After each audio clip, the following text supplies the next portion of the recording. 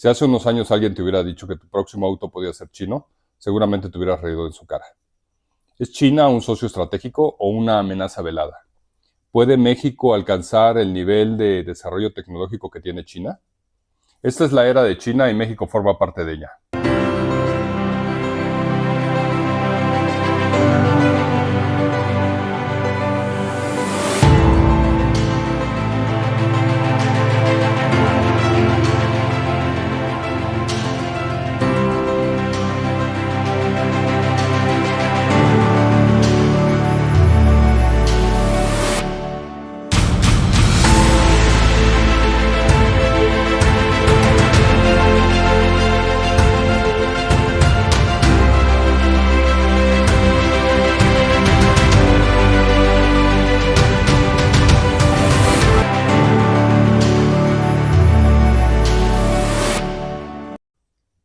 Amigos, ¿qué tal? ¿Cómo están? Me da mucho gusto que estén por acá.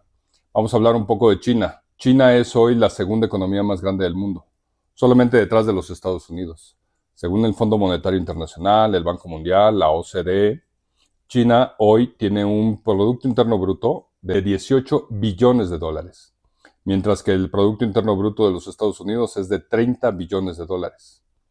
Pero, ¿cómo fue que pasó esto? ¿Cómo fue que China se convirtió de pronto en la segunda economía más grande del mundo delante de nuestros ojos? Bueno, pues tenemos que ponerlo un poco en contexto. China es en sí mismo un continente. No podemos hablar de China como un país. Tenemos que hablar de China como el continente de China. ¿Por qué? Tiene 1.411 millones de habitantes. Supera en varias veces la cantidad de personas que habitamos en América Latina. Las ciudades más grandes del mundo, Shanghái, Pekín, Beijing, tienen entre 21 y 31 millones de habitantes. Esta es una población que supera por mucho a la de diferentes países de América Latina como Chile, Uruguay, Paraguay, Bolivia, Perú incluso. Así que no es cualquier país. Además, China tiene una enorme cantidad de reservas de minerales y tierras raras que se utilizan para la producción de procesadores de alta velocidad. China en sí mismo tiene todo, pero ¿cómo es que de pronto rebasó a todos los países en el mundo? Y los rebasó por la izquierda. A final de cuentas, el modelo de comunismo de mercado en China no se reproduce en ninguna otra nación del mundo occidental, en fin, en ninguna otra parte del planeta.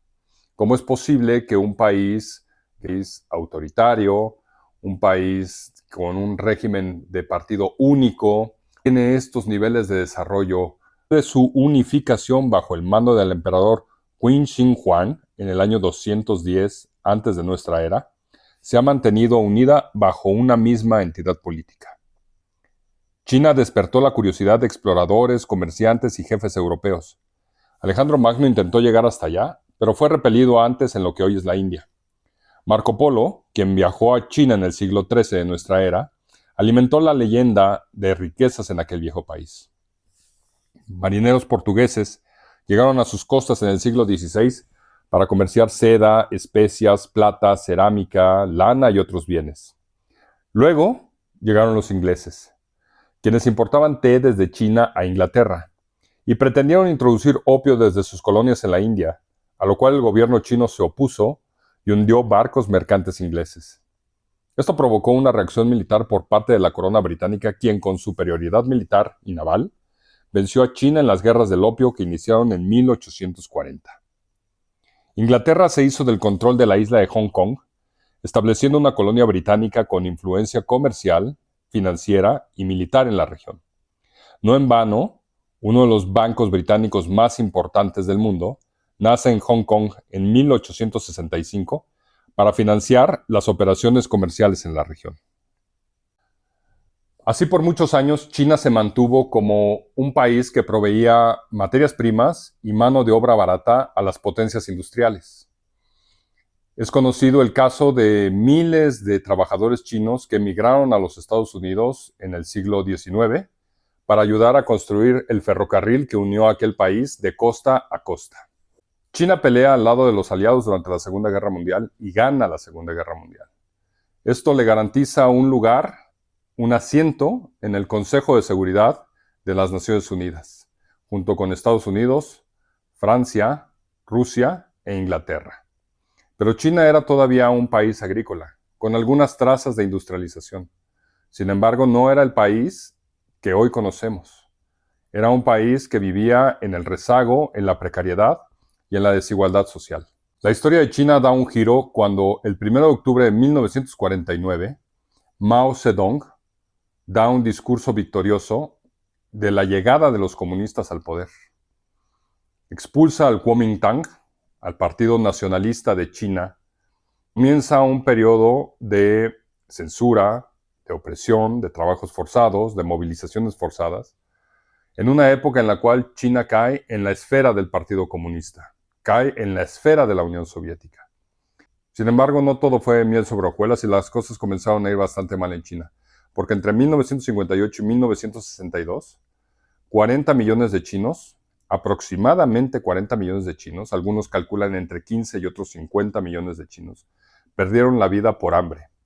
Se dio una de las hambrunas más profundas en la historia de la humanidad, justo a la mitad del siglo XX. Incluso en 1960, la tasa de defunciones supera por mucho la tasa de natalidad en China.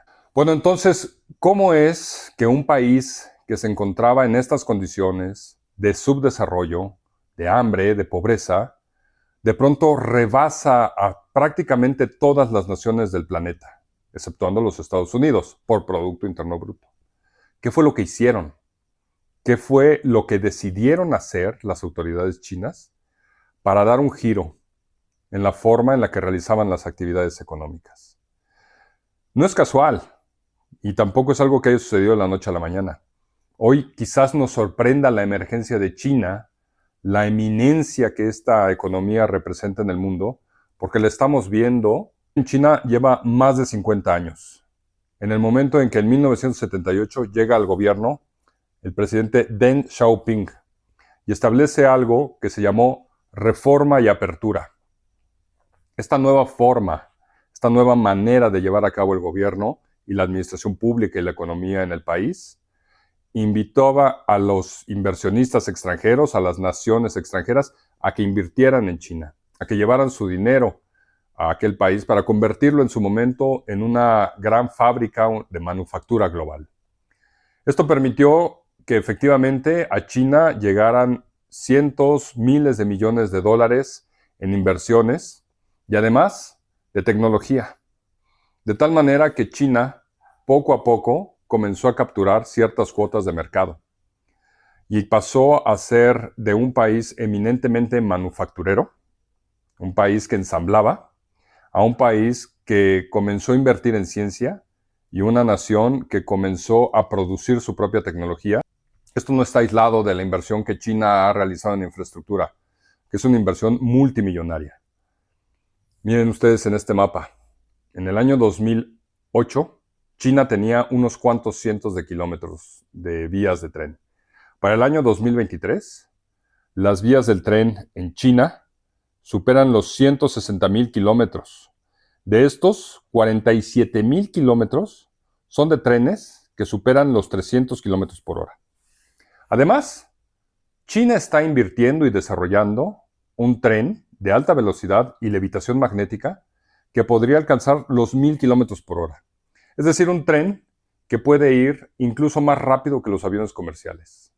La realidad es que China está produciendo todo mucho mejor de lo que lo hacía hace unos años. Todos conocimos las herramientas chinas que eran de baja calidad y que se rompían fácilmente. Pero en la actualidad, China ha realizado grandes inversiones en tecnología. Y si no, vaya, simple y sencillamente hay que ver lo que está pasando en nuestras calles. Los automóviles chinos están tomando más protagonismo cada año en nuestras ciudades. Muchos de ustedes seguramente están viendo este video a través de un dispositivo chino, Huawei, Xiaomi o alguna otra. Las televisiones, las computadoras, las laptops, muchísima tecnología, pero no nada más en esto, no nada más en la tecnología que tenemos al alcance de la mano. En inteligencia artificial, en robótica, en mecatrónica. China está invirtiendo muchísimo dinero en cuestiones automotrices, porque a final de cuentas el auto es la industria que mueve al mundo. Si no, pregúntenselo a los Estados Unidos durante todo el siglo XX. China ha realizado inversiones importantísimas y no hay una gama o un segmento del mercado que hayan dejado sin atender. Porque están invirtiendo y desarrollando en vehículos de movilidad unipersonal o para dos personas, e incluso en vehículos de alta gama, de gama deportiva, con extraordinarias prestaciones. Por supuesto que China está apostando por incrementar su presencia en México y en América Latina a través de automóviles que prometen ser amigables con el medio ambiente. Además, son autos que se venden a un menor precio del de sus competidores en la misma gama. Un 20 o 30% o 15% menos de lo que costaría un mismo automóvil de una marca japonesa y mucho menos de lo que costaría un automóvil de una marca alemana. Bueno, vemos en las calles marcas como, no es anuncio, pero pues es de todos conocidas, BYD, BAIC, Kirei, Omoda, Hack, en fin. Incluso si lo revisamos en internet, China tiene más marcas de automóviles que los Estados Unidos. Y bueno, el caso de BAIC es emblemático, porque esta es una marca que le pertenece a la ciudad de Beijing. Es un caso muy interesante que vale la pena analizar, porque todo el modelo de producción del automóvil, el financiamiento, la innovación, el desarrollo, las cadenas de suministros, le pertenecen a la ciudad, están conformadas por empresas de la ciudad. Si pudiéramos replicar este modelo en América Latina, en Iberoamérica, podríamos pensar o podríamos sugerir que fuera como si Monterrey, Bogotá, Madrid, cualquier ciudad, tuviera su propia marca de automóviles. Y toda la política pública, todo el esfuerzo empresarial, de la iniciativa privada, de la academia, de los financiamientos bancarios, etcétera, estuvieran enfocados en producir una marca de automóviles con los consecuentes beneficios que esto trae en la cadena de suministros para los abastecedores locales. China es hoy el mayor productor de autos en el mundo. Anualmente producen 3 veces más autos que Estados Unidos y la tendencia no parece disminuir ni cambiar en los años por venir.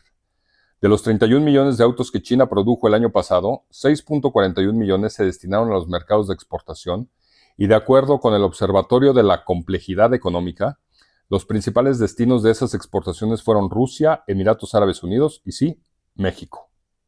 En la relación comercial México-China llevamos la de perder. Miren ustedes estas gráficas. También con información del Observatorio de la Complejidad Económica, podemos definir que las exportaciones de México al exterior son de 605 mil millones de dólares. De estas, el 75% se van a los Estados Unidos. Y efectivamente, a China le exportamos solo el 2.5%. Pero cuando revisamos la relación de intercambio México-China, vemos que ellos nos venden 6 veces más de lo que nosotros les vendemos a ellos. ¿Y qué componen las exportaciones de China a México? Ya lo platicábamos hace rato. Autos, motocicletas, celulares, televisiones, artículos con contenido tecnológico. ¿Y nosotros qué le vendemos a China? Mineral de cobre, aceites crudos de petróleo y uno de los productos más procesados, con mayor valor agregado, la cerveza. ¿Sí ven ustedes la diferencia entre lo que ellos nos venden contra lo que les vendemos nosotros? Una nación que hace 50 años estaba en el subdesarrollo. China ha utilizado el modelo I+D+I de una manera muy eficiente. Para quienes no lo conocen, es el modelo investigación, desarrollo e innovación. Es un modelo que vincula a las empresas con las universidades y con el sector público para favorecer el desarrollo de inventos. Concretamente es eso. Alguien tiene una idea, la desarrolla y la implementa. Se convierte en una innovación que sale al mercado y que resuelve un problema, pero que tiene financiamiento público y privado detrás, que tiene todo un esfuerzo de política pública conjunto para sacar ese proyecto adelante. Y esto es lo que China ha hecho y lo ha hecho muy bien, y nosotros no lo hemos hecho en la misma magnitud. ¿Y por qué digo que no lo hemos hecho en la misma magnitud? Pues porque China invierte el 2.68% de su PIB, de un PIB de 18 billones de dólares, en ciencia y tecnología. Nosotros, en México, no llegamos ni siquiera a medio punto porcentual del PIB de China. Y además en China, la ciencia y la tecnología son política de Estado, porque allá la ciencia se imbuye a los niños en ella desde la educación inicial. La educación STEAM tiene un peso muy importante en la formación de los niños chinos. Año con año, generaciones o grupos de niños chinos ganan competencias de robótica, de mecatrónica, de matemáticas, de todas las habilidades que están relacionadas con la ciencia. Nuestros niños en Iberoamérica, en México, también han ganado premios. Pero, ¿lo estamos haciendo en la misma magnitud? Definitivamente no. Así que ahí hay una gran ventana de oportunidad. Deberíamos quizás de replicar el modelo chino, y esto es algo que me gustaría que me dejaran en los comentarios, para garantizar que hubiera un incremento en el presupuesto público y privado en ciencia y tecnología, y que además los niños en las primarias y en las secundarias estuvieran más involucrados con el desarrollo científico. ¿Puede México aprovechar esta sinergia que está generando China en el mundo? Porque déjenme decirles otro dato. China ya es el principal socio comercial de prácticamente todos los países del mundo, sobre todo en el sudeste asiático, en África y en varios países de América Latina. Me parece que en el caso de México no es tan sencillo por la cercanía que tenemos con los Estados Unidos. Y un ejemplo emblemático, acá es bastante conocido, me parece que es bastante conocido, el caso de una cancelación de manera arbitraria de un tren que iba a correr de la Ciudad de México a Querétaro, un tren de alta velocidad que gana una empresa china. De esto tiene más de 6 años, 7 años.